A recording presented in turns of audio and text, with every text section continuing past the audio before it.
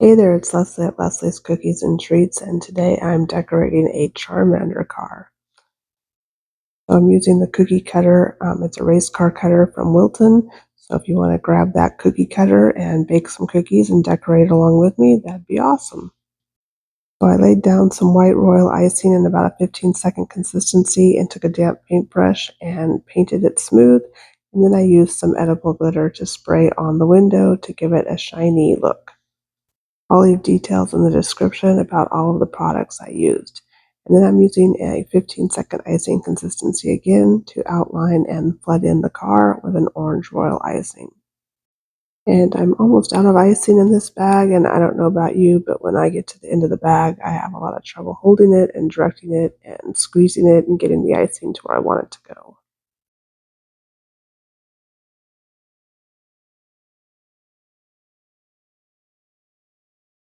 And now that the car is flooded, I'll go ahead and use my scribe to settle the icing down and make sure I don't have any air bubbles.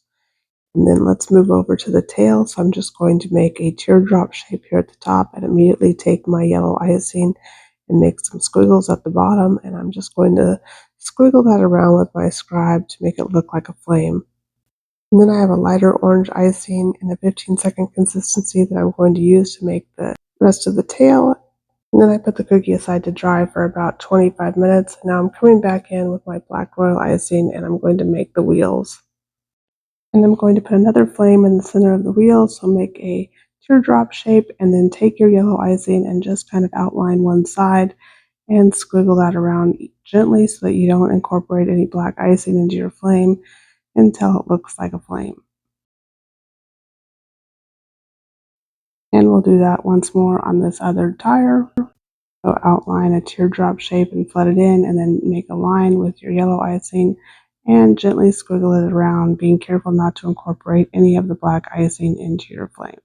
And set the cookie aside to dry again for at least another 20 minutes.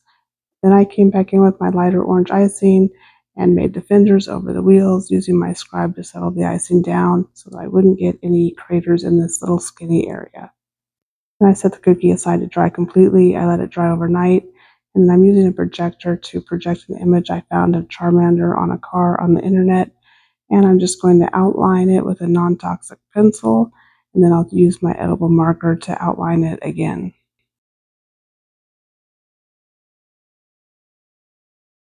Then I wanted to give Charmander a yellow belly and do some yellow flames on his tail, so I'm using some white luster dust from the sugar art and some vegetable glycerin. I'll leave links again in the description for all the products.